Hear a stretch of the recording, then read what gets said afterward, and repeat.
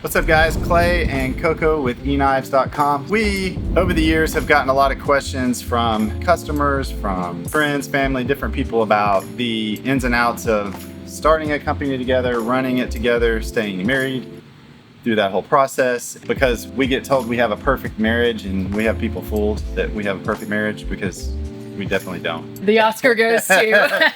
But we get a lot of questions about that and just about running the business together and separating personal from business time and just a lot of questions. So we are taking some of your questions that we've gotten over the years and just thought we would kind of address them and show you some behind the scenes of she and I and our unperfect marriage, but how we make that work and are still in one piece. We're still here. And, yeah. Still actually love each other here. Absolutely. Like we do. Not perfect, but We spend 24/7 together, so yeah. We have no clue what questions these are. We have Ryan back here. He's chosen these for us, so he's gonna let us know what they are, and We're real scared. here we go. Yeah, I'm more nervous about this than the competitions, but all right. What's the biggest fight we've had about business that we haven't told anyone about? That's a tough one. We disagree on a lot of stuff when it comes to business. I think But I don't know that's if I can a lot. pick out one, but our biggest fights usually revolve around me trying to have too much control over most situations. Because it's been very hard for me to relinquish control. I birthed this thing, and trying to let go of that control, which has been difficult for me over the years, has been so much better when I let her not let her, but that came out wrong. When he lets Not me. when I let her. When he lets me have ownership of something. When I give up control and she runs with it, because it usually operates better when she's taking control of it, not me. So, but that's been very hard for me to do over the years. I would say that's what some of the biggest things we have fought about. Like, Yeah. Our way of thinking, we end up getting to the same answer, and we always have the same goal, because like when you're running a business, like you should have a common goal. But our way of coming to that answer is completely opposite. Like his way of thinking and my way of thinking. It's apples and oranges. Complete opposite. Yeah. He is definitely a control freak. Yeah. she is too. And I'm kind of just laid back. Yeah. You all have seen her on videos and such. She's so laid back, just chill. I would say just operationally, just things that he does that I'm like, why? Why are we doing it Why? this way? And then the same with me. So yeah. It's hard to come up with one specific. That's probably it. Usually our fights revolve around that aspect of it.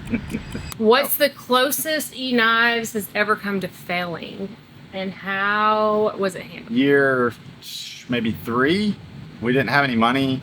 We had no credit to get a loan for money. At that point, I was just buying inventory every week with whatever cash we had from selling inventory the previous week, and that was not very much at the time. We were selling very little of anything. I remember specifically, was it year 3 or 4, we were laying in bed. We were going to go to USN, and we had promised Microtech we were going to buy a bunch of inventory, but we didn't have the money for it. Maxed out credit cards, everything was maxed out. And I remember laying there. I had applied for a PayPal loan at the time. Everybody kept telling us no, they wouldn't loan us money. And I remember PayPal, the night before? Yeah. It was the night before USN.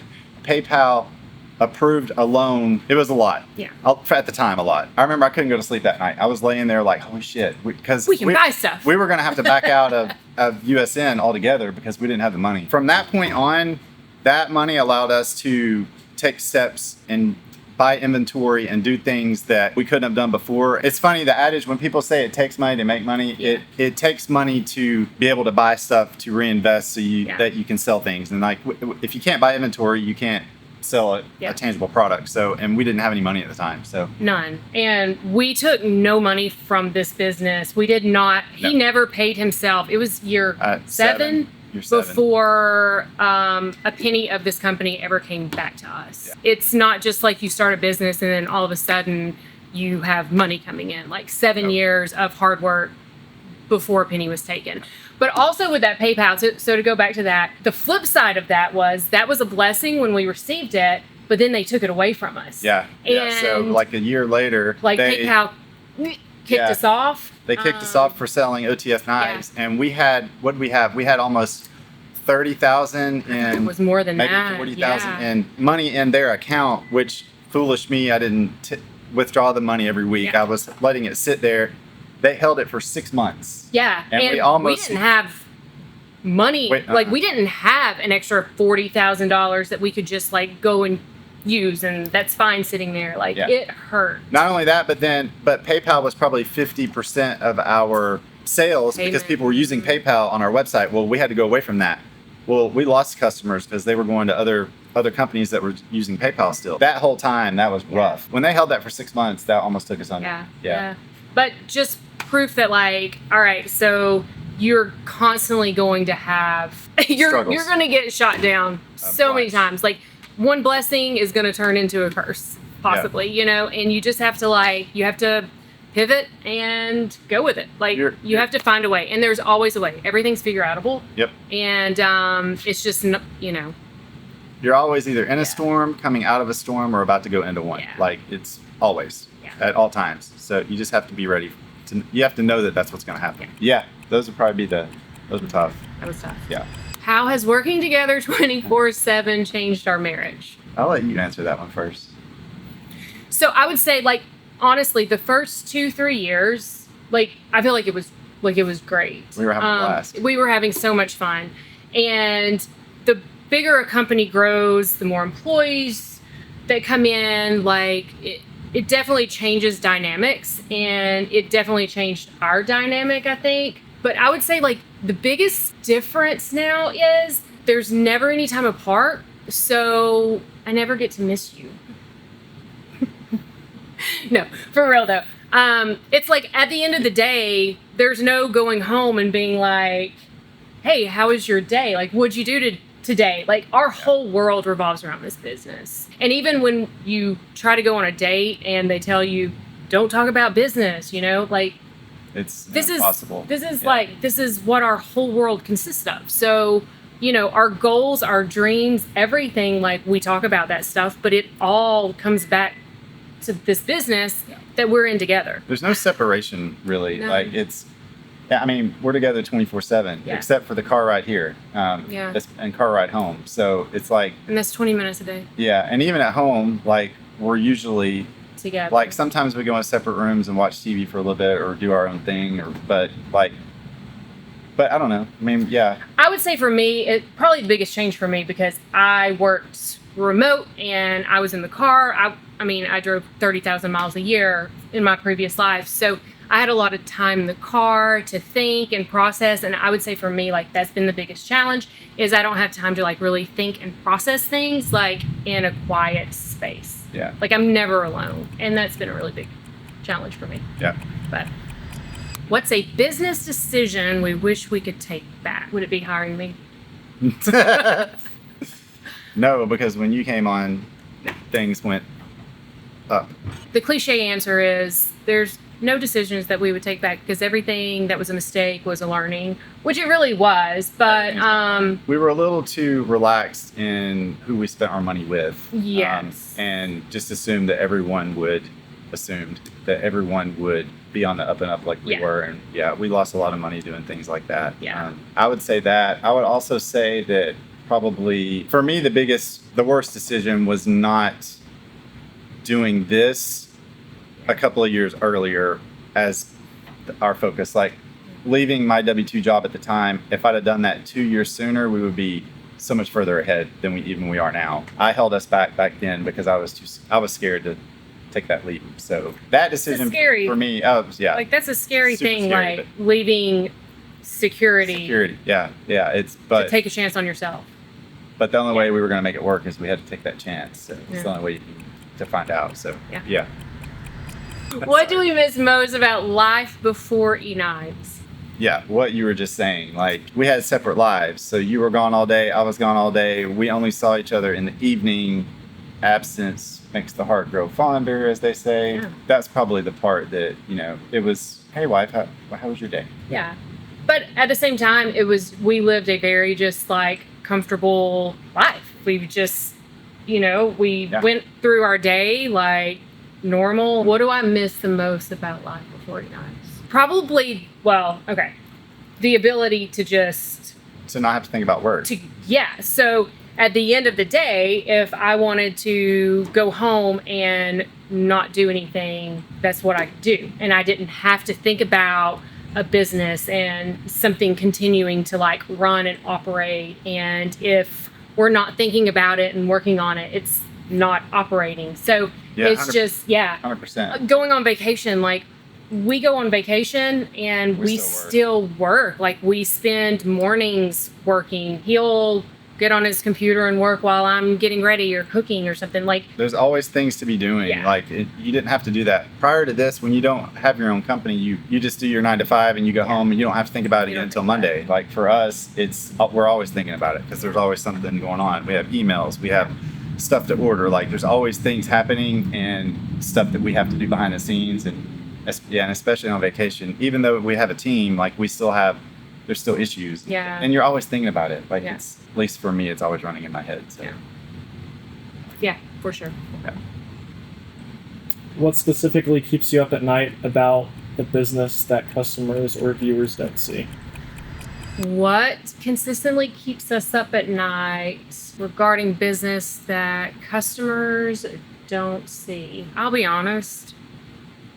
I have narcolepsy. Nothing keeps her up at night. Nothing keeps me up, okay? Like I am chick really sleeps within 30 seconds of hitting the pillow and doesn't wake up till I wake her up. Control your controllables. I learned that very early on in my first job. Like control your controllables and let the rest go. Like if it's something I can't do anything about in that moment, I'm going to put it in the back of my head and I'm just going to be done. So I'm going to go to sleep because lack of sleep like causes more health issues. So I sleep. So there's really not a problem that it's going to keep me up. But him, on the other hand, everything. Yeah, I have everything. I will stay up all night long. If there's an issue, it'll replay in my head 100 times. How do we fix that problem? How do we satisfy that customer? How do we fix something that we did wrong? If we did something wrong, how do we make it right? Like I'm always, from the beginning, that's just my head just works that way. My brain doesn't shut off. So if it's an issue, it's definitely usually customer related. If it's a customer service issue, like it's not. It's hard for me to like, forget them or whatever and just move on. Like I'm thinking of, all right, how do we make this right? I don't want to leave a bad taste in anyone's mouth, so kind of thing. So that's usually what keeps me up. Yeah. And then how do we fix whatever? How do we fix that problem? Yeah, like for it to not happen again. Yeah, for sure. How has each of us changed since starting EKnives? Well, I'll go first. This guy and I, we've known each other for 22 years. I think we met like 22 years ago. We've been together for almost 20. Yeah, 20 next year. When I first met him, and even up until, honestly, probably 10 years ago, he was like a wallflower. Like he was so quiet, so introverted. His nickname was Sneaky back in the day because like he was just so quiet and nobody knew. He was so mysterious. Nobody knew anything about him. Mysterious. I like that. Yeah. That's when I liked you. That's when I had long hair. Oh yeah, he had long hair too. So when we first got together, he had long hair. Rode a motorcycle. He has like not much hair, and then it was really black back then. So that's what business. Thanks for that. Yeah, this is what business does for you. This is what working together 24/7 does. He has not much hair now, but he has grown so much. Like just with his ability to talk to people, to talk in front of a camera. I wouldn't have done this. I mean, he would a have few years ago completely shut down on this. So he has probably had the biggest personal growth. You've like changed more than anybody I've ever met because I know who you were before and you have put all of those fears aside and basically speaking scared the crap out of you and you knew that. And so you took the action to make sure that that's what you did. Like you really take everything that kind of scares you and step into your non-comfort zone. Thanks. Yeah. That's sweet. It's true. I don't even know if I can talk after that. See, I do all the talking for him. She usually does most of the talking. You got nothing. I got nothing. So I would say because her personality's always been bubbly and outgoing, but my first thought for this question was actually going to center around what you just said, but because of you. You have been the one to help me come out of my shell and be more outgoing, because I was super reserved, like you said, back in the day. What did it the most was going to knife shows, and even the first few shows, I would walk behind you. Like, you would go up to every single table, and you'd even try to get me to get like, hey, let's go talk to Hawk, or let's go talk to Chris Reeve. And I'd be like, okay, go ahead, I'll follow you. Like, I always followed you. I'll let you go first. And not because that was the gentleman thing to do. No, it wasn't. I mean, I'm gentlemanly, yes, but no, that was not my reason. My reason was, she needs to do the talking. I'm not going to talk. I'll just stand here. She's the pretty face. I'll let her do it. But, actions are caught, not taught. So your actions allowed me to kind of start to feel more, because it's just a confidence thing. I mean, being reserved and shy and insecure is just a confidence thing. So I just didn't have any. It took being around you all these years to kind of push me, which is actually what pushed me to start this company, was feeling like a failure and not being able to provide for our family. And that's what I wanted. So you allowed me to have that confidence to keep going and to keep pushing. And you always had that belief. So, because at the end of the day, this whole thing was about belief. So without belief, you have nothing. So yeah, I would say. But how have I changed? But okay, so how you have changed is, when I started getting into personal development and working on myself, at first you wanted no part of it. You were just like, whatever. And I started listening to podcasts and just diving deep into personal development. Then you started doing the same, and it changed you completely, because you were like, A, you're super competitive, and B, you just wanted both of us to improve at the same time. And so watching your growth through those years has been tremendous, because look at you. You're at the gym every single day, 5 days a week. Like, you go to the gym more than I do now. And back then it wasn't that way. Yeah. So just the personal development side of it, because we both kind of dove in, and 75 hard, everything we've done. Yeah. So yeah, just watching you grow, us grow at the same time, really. It's been transformative. Yeah. In a marriage, you are either going to grow together or you're going to grow apart. 100%. And you have to make that choice. We went into marriage 15 years ago saying, like, divorce will never be an option. Like, it's not like we are in this thing. And it takes us, like, working and making sure that we are growing together, so we don't grow apart. Yeah, absolutely. Yeah. How do we decide what to reinvest in the business versus enjoy personally? Like you said, the first 7 years we didn't enjoy anything. Everything went back into the company, and it was that way until we moved into this space almost 5 years ago now. So, but with that said, 5 years ago when I came on and started with you, and we moved in to this space, and I left the corporate world, like, we still pay ourselves the same amount of money today as we did 5 years ago. 5 years ago. Yeah, we haven't taken a single raise.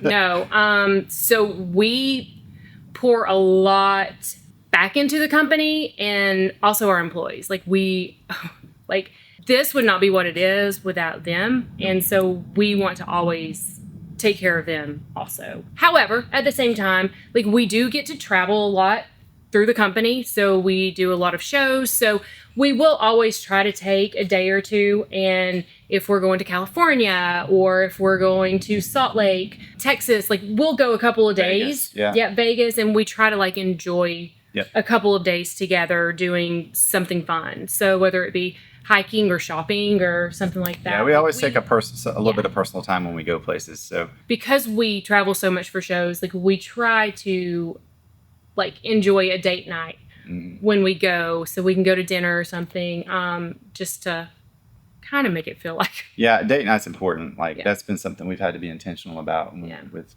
travel, especially. So because with shows, you're always on. You're always having to talk. But I feel like with a business, like, every financial decision you make has to be made very strategically. Yeah, like, a lot of decisions, I had this conversation with somebody actually last week, like, a lot of decisions that we make for the company where it looks like we're, I don't know, being frivolous with money, it's because you have to make those decisions for the company. Yeah, one of the hardest parts is deciding what to spend and what not to spend on things. Like we do a lot of things through the company, which is nice, but we I hadn't thought about that. We haven't taken a raise in 5 years. No, and all of our lavish vacations. We went to Japan. Those are all points. Yep. We use points for that. But it was all credit card points. So, yep, we'll fly first class. Always. But it's credit card points. We went to Japan for 2 weeks. We booked everything on points. So every bit of it, just about all the hotels, flights. We do all. Yeah. If you strategically do this as you grow a business, if you're smart about it, you can use points and credit cards. Most credit cards have points that you can use. You can travel on that well. And we always have a ton of points because we do so much with those. We wouldn't have that cash to spend on travel if it wasn't for points. No. So, yeah. Ooh, how do you protect your family's privacy while being public business owners? Don't ask him because he airs it all. I air a lot of things. I probably look at this differently from a lot of people, and everyone has their own opinion. Everyone has their own idea about this, and I put everything out there because we have a lot of people that follow us personally and business wise, like customers, all that. I think it's important for people to see the authentic you, like the behind the scenes. Like we have nothing to hide. We don't share anything that we don't want out there, but we don't do things that shouldn't be out there either. So like we're Christian people. We don't do crazy things, and like I put it on there a lot because A, she's funny, and B, it just shows the behind the scenes of us. Like it's just our life. We just live in a day and age where people want to see that. Like they want to see what you're up to, what you're doing. That's the whole point of Facebook, and that's the whole point of Instagram stories, is to see what people are doing. So people also want to feel like they can connect with someone. 100%. So, we're always at shows, and we'll have people who come up and or we'll go up to people. You feel like you know someone. You've never met them before, but you feel like you know someone just through their interactions and interacting with them on social media. It's the power of social media, it's what it's for these days. If you use it well, then it can be a huge asset. As far as our privacy, if there's things that we don't want out there, we don't put it out there. I had a hard time with Bug being on there for a while. Like I would not tag her in a lot of things because I didn't want early on. Now that she's 24 years old, she's fine. But like back when she was 16, 17, 18, I would not share. I wouldn't tag her in things because I didn't want people to follow her or try to follow her. She had a private page, but really, I mean, looking back, it wasn't that big a deal. She's super selective in who she let in anyway, but not everybody feels this way, but I think it's important for people to be able to connect with you, like you said, and feel like they know who you are, because what you see on camera is this is us. There's no show here. We don't put on any kind of... Social media is pretty. Everybody posts the best parts. People, we know makers who have stabbed themselves on camera, and it's hilarious. It would be great content, but they don't want to put that out there because everything is about perfection, whereas life's not perfect. And when you look through a screen at someone's life, it makes you feel less than, because you feel like their whole life is perfect and everything is rainbows and sunshine. Nobody's life is rainbow and sunshine. So we're okay sharing the storms. We're okay sharing the not pretty times with you. When you wake up in the morning? When I wake up and my hair's on top of my head and I have no makeup on, and see, people want to be relatable, and we're okay with that. Yeah. But we don't share everything. Everything. There's a lot of things we don't share, but yeah, we keep it PG for the most part. But yes, it's, I don't know. It's just a decision everyone has to make. Yeah, it's not for everybody, but it's not a right or wrong answer. Yeah. But I will say I think it's helped us get to where we are, because people do feel like they're relatable to us and they feel like they know us. And when in business, you're going to buy from someone you know, like, and trust. So, and the only way you get that is through social media, because you can't meet everybody in person. So. People are protecting their money these days, with good reason. And so, to know who you're buying from, to know who you're spending your money with, I want to know that too. I love that part. 100%. So, yeah.